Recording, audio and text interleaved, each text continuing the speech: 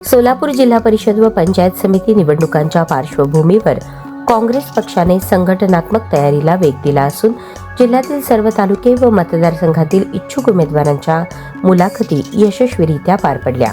या प्रक्रियेमुळे तळागाळातील काँग्रेस कार्यकर्त्यांमध्ये उत्साहाचे वातावरण निर्माण झाले असून उमेदवारीसाठी मोठी चुरस दिसून आली आहे।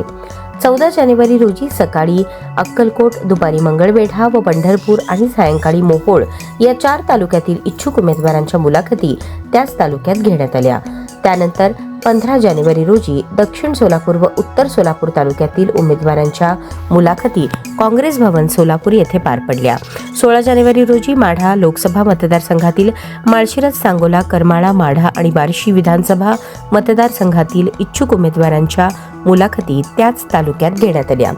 या मुलाखती खासदार प्रणितीताई शिंदे, सोलापूर जिल्हा काँग्रेसचे अध्यक्ष सातलिंग शेटगार, माजी आमदार विश्वनाथ चाकोते, माजी जिल्हाध्यक्ष बाळासाहेब शेळके, प्रदेश चिटणीस सचिव सुरेश हावळे, महिला जिल्हा अध्यक्ष डॉ. सुवर्णाताई मलगोंडा, अक्कलकोट तालुका अध्यक्ष मल्लिकार्जुन पाटील, अशफाक बळोगी, अरुण जाधव, निशांत कवडे, मंगळवेढा तालुका ॲडव्होकेट नंदकुमार पवार, ॲडव्होकेट अर्जुनराव पाटील, सुरेश कोळेकर, तालुका अध्यक्ष प्रशांत साळे, प्रदेश सचिव रविकिरण कोळेकर, संदीप पवार, दत्तात्रय जाधव, पंढरपूर तालुका अध्यक्ष संदीप पाटील, शहराध्यक्ष आदित्य फत्तेपूरकर, मोहोळ तालुका सुलेमान तांबोळी, राजेश पवार, किशोर पवार, सुरेश हावळे, बाळासाहेब डुबे पाटील, राजेंद्र लांडे, ज्ञानेश्वर कदम, आरिफ पठाण, गजेंद्र खरात, सिद्धराम पवार, सुरेश शिवपूजे, दक्षिण सोलापूर भीमाशंकर जमादार, उत्तर सोलापूर तालुका भारत जाधव, तसेच माढा लोकसभा मतदारसंघातील तालुकाध्यक्ष संजय पाटील, गिरीश शेटे, सतीश पाचकुडवे, अजय इंगोले,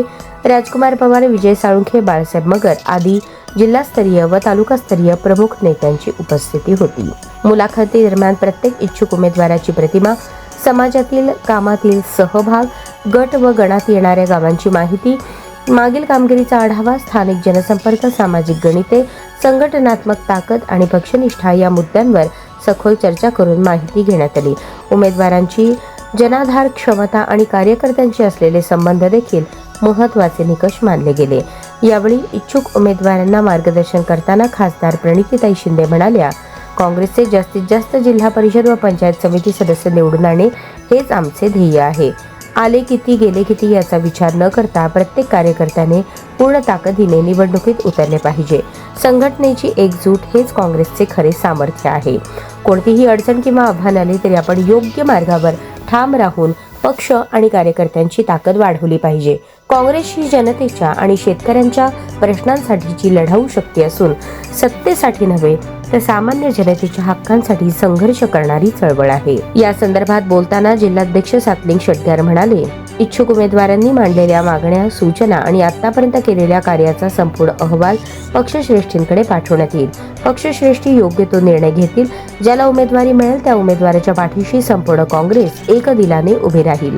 प्रत्येक जिल्हा परिषद, गट व पंचायत समितीसाठी आमच्याकडे सक्षम, विविध क्षेत्रातील आणि ग्रामीण भागात मजबूत संपर्क असलेले उमेदवार उपलब्ध आहेत। आघाडीचा निर्णय वरिष्ठ नेते मंडळी सर्वांना विश्वासात घेऊन करतील। या मुलाखतींच्या माध्यमातून काँग्रेसने आगामी जिल्हा परिषद व पंचायत समिती निवडणुकांसाठी निवडणूक रणनीती, संघटन बळकटीकरण आणि पक्षवाढीच्या दिशेने ठोस पावले उचलल्याचे स्पष्ट झाले असून जास्तीत जास्त उमेदवार निवडून आणून जिल्हा परिषद व पंचायत समितीवर काँग्रेसचा झेंडा फडकवण्याचा निर्धार यावेळी करण्यात आला।